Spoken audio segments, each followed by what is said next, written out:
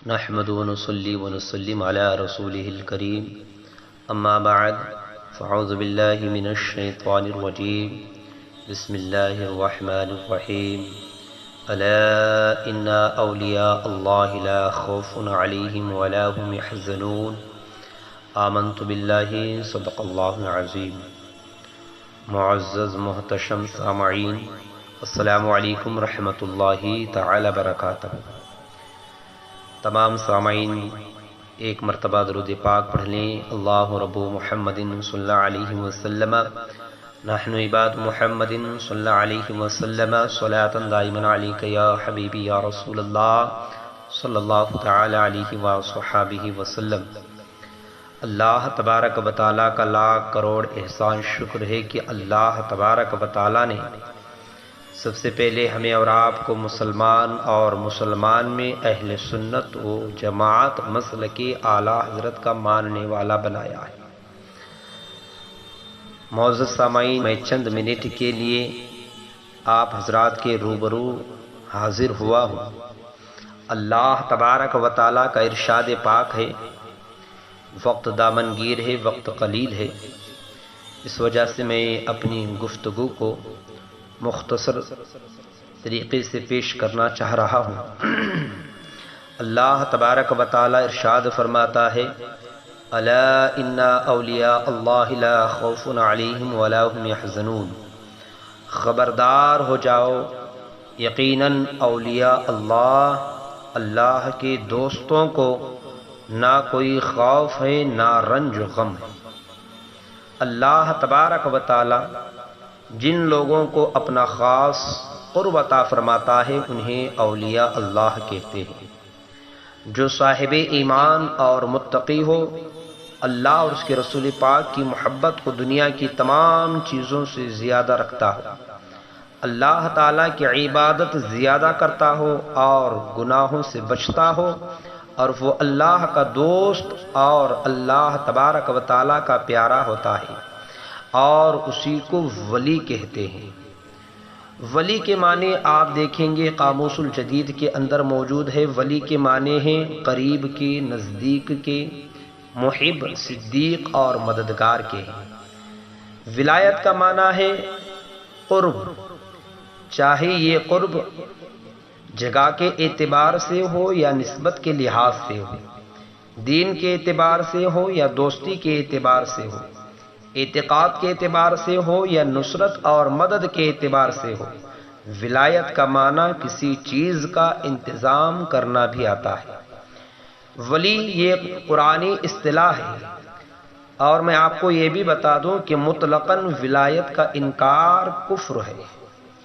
ولایت قرب خداوندی کا نام ہے. ولی وہ ہے جو فرائض و نوافل سے قرب الہی حاصل کرے. قرآن کے مطابق ولی وہ ہے جو ایمان و تقوی دونوں کا جامع ہو. حدیث کی روشنی میں ولی وہ ہے جس کے دیکھنے سے خدا یاد آ جائے. ولی وہ ہے جس کا ظاہر شریعت سے آراستہ ہو اور باطن طریقت سے مزین ہو. تو معلوم یہ ہوا اور نتیجہ یہ نکلا کہ ولایت دو چیزوں سے ملتی ہے. سب سے پہلی چیز ایمان کامل کا ہونا، اور دوسری چیز اتباع شریعت سے ولایت ملتی ہے. تو معلوم یہ ہوا کہ کوئی غیر مسلم، بے ایمان عاملوں اور بہراپیوں اور جاہلوں کو ولایت سے کوئی تعلق نہیں ہوتا ہے، کیونکہ ولی شریعت و سنت کا پابند اور خوف خدا اور عشق مصطفیٰ کا سنگم ہوتے ہیں. حضرت مولا علی رضی اللہ تعالیٰ عنہ ارشاد فرماتے ہیں، ولی وہ ہے جس کا چہرہ زرد، آنکھیں تر اور پیٹ بھوکا. اور آگے فرماتے ہیں، ولی وہ مومن کامل ہے جو عارف باللہ ہوتا ہے، دائم عبادت کرتا ہے، ہر قسم کے گناہوں سے بچتا ہے، لذت اور شہوت میں منہمک ہونے سے گریز کرتا ہے. صوفیاء اکرام کی اصطلاح میں ولی اسے کہتے ہیں جس کا دل ذکر الہی میں مستغرق رہے، شب و روز تسبیح و تہلیل میں مصروف ہو، اس کا دل محبت الہی سے لبریز ہو اور کسی غیر کی وہاں گنجائش تک نہ ہو. اور اگر وہ کسی سے محبت کرتا ہے تو اللہ تعالیٰ کے لیے، اور اگر کسی سے نفرت کرتا ہے تو اللہ تبارک و تعالیٰ کے لیے. یہی وہ مقام ہے جسے فنا فی اللہ کا مقام کہتے ہیں۔ اور آپ آگے چلیں تو سرکار غوث سمدانی قطب ربانی مرکز انوار سبحانی وقار تاج سلطانی حضرت سیدنا شیخ عبد القادر جیلانی رضی اللہ تعالی عنہ فرماتے ہیں، اگر تم کسی کو ہوا میں اڑتا ہوا دیکھو لیکن وہ شریعت کا پابند نہ ہو تو وہ استدراج ہے، ولایت نہیں ہے۔ علماء متکلمین کے نزدیک ولی وہ ہے جس کا عقیدہ درست ہو اور اعمال شریعت کے مطابق ہو، اور ولی کی شان یہ ہے کہ اس ولی کو دیکھنے سے اللہ تبارک و تعالیٰ کی یاد تازہ ہو جائے، اللہ تبارک و تعالیٰ کی یاد تازہ ہو۔ حضرت امام ربانی مجدد الفسانی فرماتے ہیں، اگر کوئی شخص ہتھیلی پر سرسو جما کر اور ہوا میں اڑ کر بھی دکھائے تو اگر اس کا شریعت پر عمل نہیں تو وہ ہرگز اللہ کا ولی نہیں ہو سکتا۔ ولی وہ ہے جو فرائض سے قرب الہی میں مشغول رہے اور اطاعت الہی میں مشغول رہے اور اس کا دل نور جلال الہی میں مستغرق رہے، اسے ولی کہا جاتا ہے۔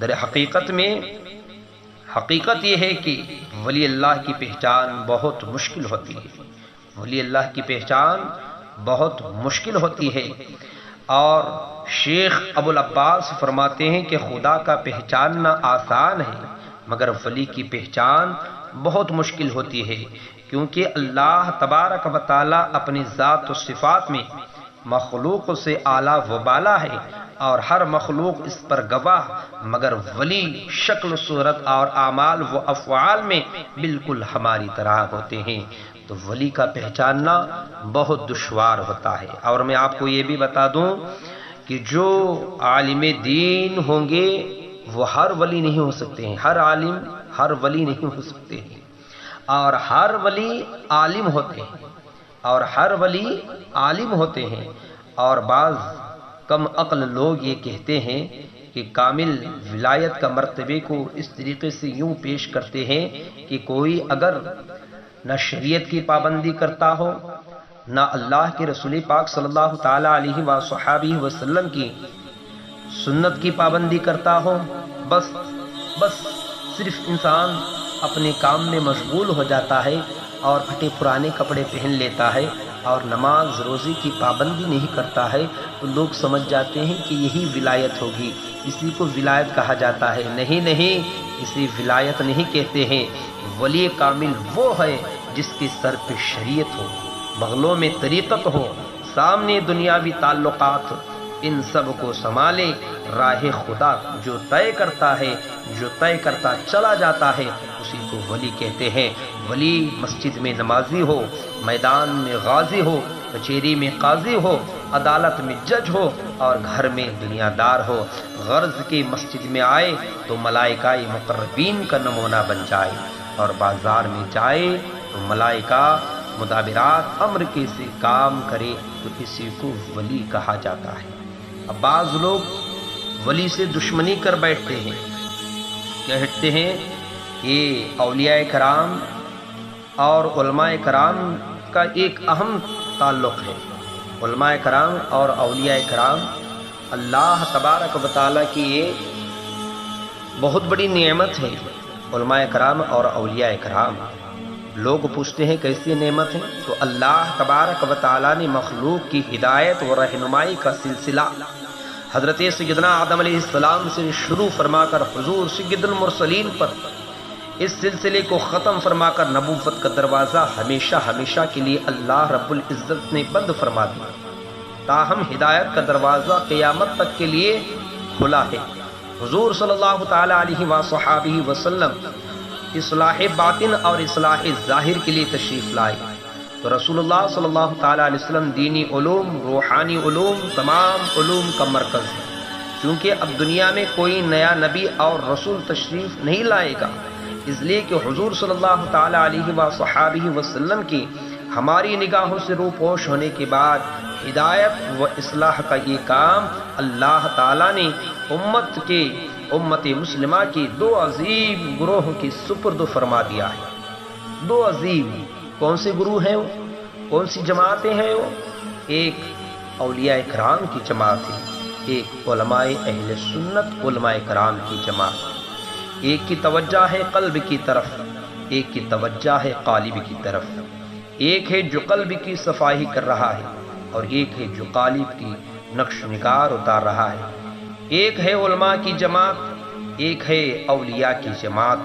اولیاء کی نظر قلب پر اور علماء کی نظر قالب پر۔ ظاہر کی اصلاح کی ذمہ داری علماء دین کے سپرد ہوئی، جبکہ باطن کی اصلاح کا کام صوفیاء اولیاء کو سونپا گیا۔ جن پاکانی امت کو دین کے ظاہر کی حفاظت پر مامور فرمایا گیا وہ علماء ہیں، مفسرین ہیں، محدثین ہیں، مجددین ہیں، مجتہدین ہیں، مجاہدین ہیں، مصلحین ہیں اور مبلغین کہلاتے ہیں۔ جبکہ جن نفوس قدسیہ کے دم بقدم سے دین کا باطنی نظام رواں و دواں ہے وہ صوفیاء، فقراء، اولیاء غوث و قطب کہلاتے ہیں۔ یہ دونوں گروہ علماء اور اولیاء کرام کی ہر دور میں اپنا فریضہ بڑی جانفشانی اور محنت و محبت سے ادا کرتے چلے آ رہے ہیں۔ نماز روزہ آپ دیکھ لیجیے، نماز روزہ حج زکوٰۃ کے مسائل سے آگاہی، دین کی ترویج، ارشاد، عقیدے کی درستگی، شریعت کا نفاذ اور مساجد و مدارس کا قیام علماء فرماتے رہتے ہیں، جبکہ اخلاص، نیت، حضور قلب، توکل، صبر، شکر، تسلیم، رضا، یقین، احسان، فنا، یہ تمام چیزیں تصفیہ، تزکیہ، منازل سلوک اولیاء و صوفیاء طے کرواتے ہیں۔ آسمان کی زینت آپ دیکھ لیں، چاند اور تاروں سے ہے تو زمین کی زینت اولیاء اللہ سے ہے۔ ظاہری نور چاند و سورج سے ملتا ہے اور انسانوں کو باطنی نور اولیاء اللہ سے ملتا ہے۔ کشتی بغیر اللہ کے نہیں چل سکتی، اسی طرح حیات کی کشتی اولیاء اللہ کے بغیر منزل مقصود تک نہیں پہنچ سکتی۔ جس طرح جسم کے درمیان رگوں سے رشتہ قائم ہے، اسی طرح اولیاء اللہ رسول کی زندہ معجزہ ہوا کرتے ہیں۔ اسی لیے اولیاء اللہ کے کمال سے رسول کے کمال کا پتہ چلتا ہے۔ عام لوگ دنیا میں آتے ہیں اور انبیاء اولیاء دنیا میں بھیجے جاتے ہیں۔ آپ غور کریں، آنے اور بھیجے جانے میں بڑا فرق ہے، اس لیے کہ آنا اپنی ذمہ داری پر ہوتا ہے اور بھیجنا بھیجنے والی کی ذمہ داری پر ہوتا ہے۔ بھیجنا بھیجنے والے کی ذمہ داری پر ہوتا ہے۔ ایمان کی لازوال نعمت علماء سے ملتی ہے اور ایمان کی حفاظت اولیاء اللہ سے ملتی ہے۔ شریعت کے حامل کو علماء کہتے ہیں اور طریقت کے حامل کو اولیاء اللہ کہتے ہیں۔ جہاں شریعت ختم ہوتی ہے وہیں سے طریقت شروع ہوتی ہے۔ علماء کے دربار میں زبان سنبھال کر جانا چاہیے انسان کو اور اولیاء کی بارگاہ دل سنبھال کر جانا چاہیے۔ انسان سمجھتا کیا ہے؟ اولیاء کرام سے محبت کرنا اور اولیاء کرام سے وابستہ رہنا اور اولیاء کرام کی بارگاہ میں جانا اور اولیاء کرام سے فیض حاصل کرنا، یہ الحمدللہ اہل سنت و جماعت کا کام ہے۔ میدان محشر میں بھی صبحوں کو خوف ہوگا اور اولیاء اللہ بھی خوف ہوں گے، اس لیے کہ عالم رسول کی سناتا ہے اور ولی رسول کو دکھاتا ہے۔ کسی مذہب میں عالم کا ہونا حقانیت کی دلیل نہیں ہے، مگر ولی کا ہونا حق ہونے کی دلیل ہے۔ الحمدللہ ثم الحمدللہ، جتنے بھی اولیاء کرام ہیں تمام کے تمام اولیاء کرام مذہب اہل سنت و جماعت کے اندر موجود ہیں۔ اہل سنت و جماعت کے علاوہ کسی بھی فرقے کے اندر اولیاء اکرام کی جماعت موجود نہیں ہے اور اولیاء کرام نہیں ہیں۔ علماء سناتے ہیں اور اولیاء کر کے دکھاتے ہیں۔ سچا عالم وہ ہے جو فرمان الہی اور فیضان الہی دونوں کا جامع ہے۔ جاہل کے مقابلے میں شیطان عالم کو زیادہ ورغلاتا رہتا ہے۔ یہ دو جماعتیں بہت اہم جماعتیں ہیں، ایک اولیاء کرام کی جماعت، ایک علماء کرام کی جماعت۔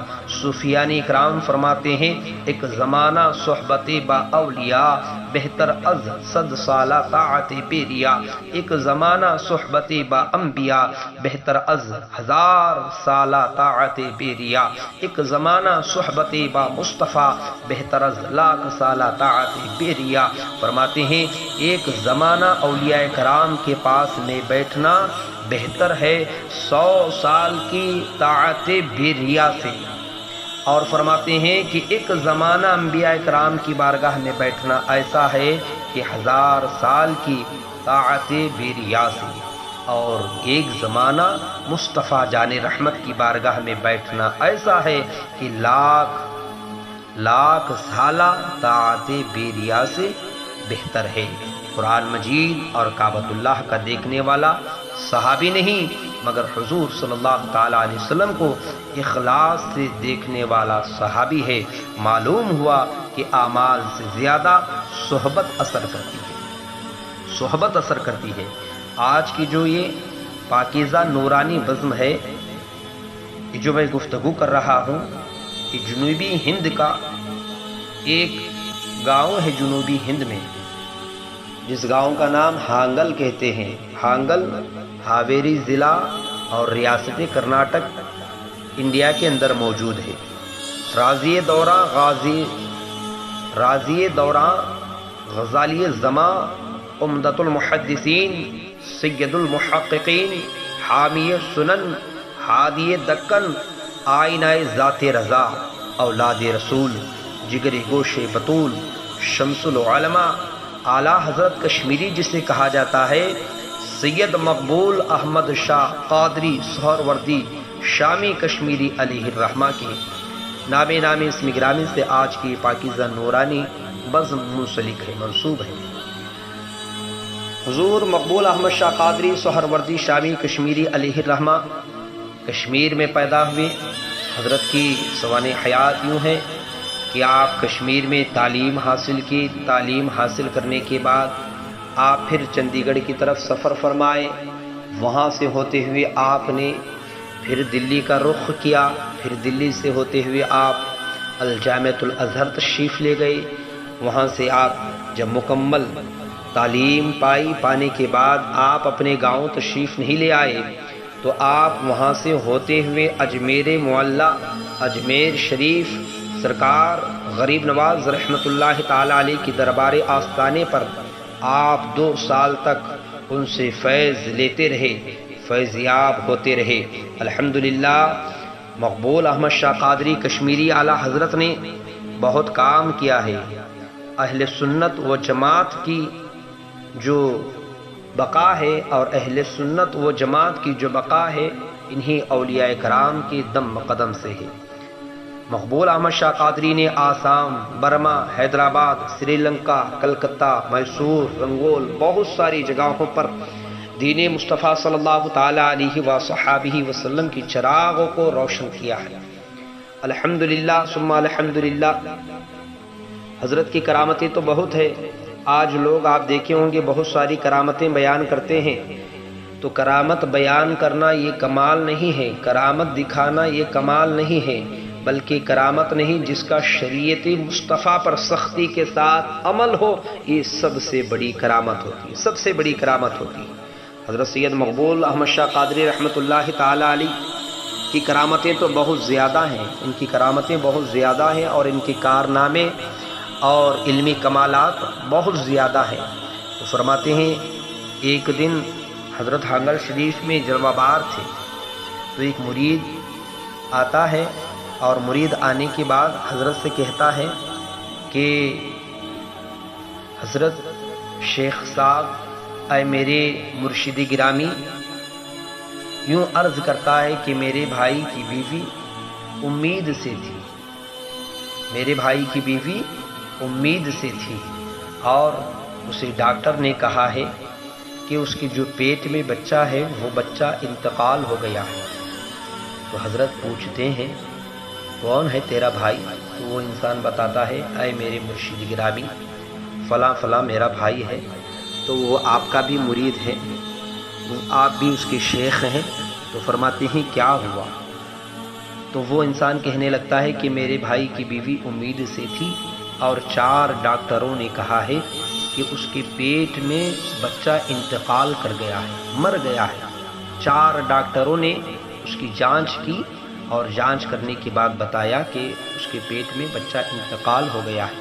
اب ڈاکٹروں نے یہ کہا ہے حضور کہ اگر جلد سے جلد اگر اس عورت کو حبلی نہیں لے جایا جائے گا تو یہ عورت بھی انتقال ہو جائے گی۔ اب آپریشن کرنا ہے اور آپریشن کے لیے یہاں کوئی آلات موجود نہیں ہیں، تو آپ فوراً اسے حبلی لے کر جائیں۔ تو اتنا بتانا تھا۔